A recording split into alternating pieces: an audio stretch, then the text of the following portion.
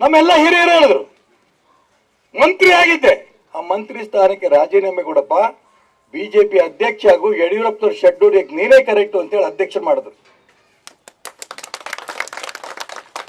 ಎಷ್ಟು ಸೀಟ್ ತಗೊಂಡ್ರಿ?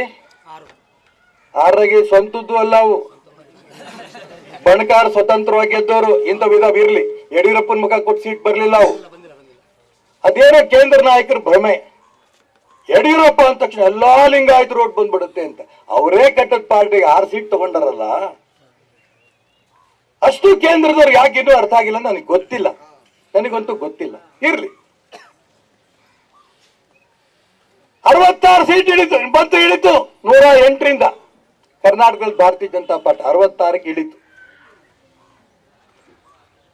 ನಾನು ಅದಕ್ಕೋಸ್ಕರ ಗೊತ್ತಿದ್ರು ಕೂಡ ಅವ್ರ ಮಗನ್ನೇ ನೀವು ಹೋಗಿ ಹಠ ಹಿಡಿದು ರಾಜ್ಯದ ಅಧ್ಯಕ್ಷರು ಮಾಡ್ಕೊಂಡ್ ಬರ್ತೀರಲ್ಲ ಯಡಿಯೂರಪ್ಪನವ್ರೆ, ಬೇರೆ ಯಾರು ನಿಮ್ಗೆ ಕಣ್ಣು ಬೀಳಲಿಲ್ವಾ?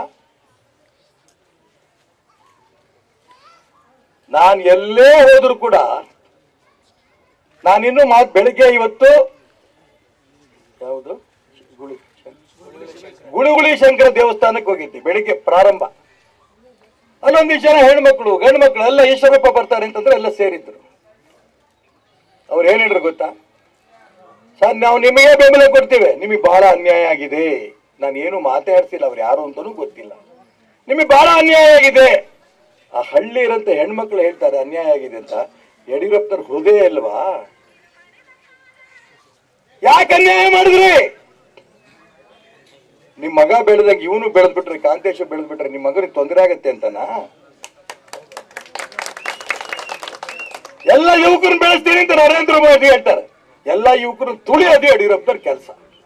ಯಾವ ನ್ಯಾಯ?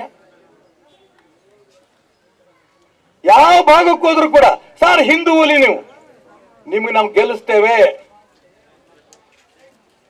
ಈ ದಿಕ್ಕಿನಲ್ಲಿ ಜನ ಇಡೀ ಜಿಲ್ಲೆಯಲ್ಲಿ ತಯಾರಾಗಿದೆ. ನಾನು ಮಾತಾಡ್ಸಿಲ್ಲ ಬಹಳ ಜನಕ್ಕೆ, ನಾನು ನಿಲ್ತೀನಿ ಅನ್ನೋದು ಪೇಪರ್ ಟಿವಿ ಮುಖಾಂತರ ತಿಳ್ಕೊಂಡಿದ್ದಾರೆ.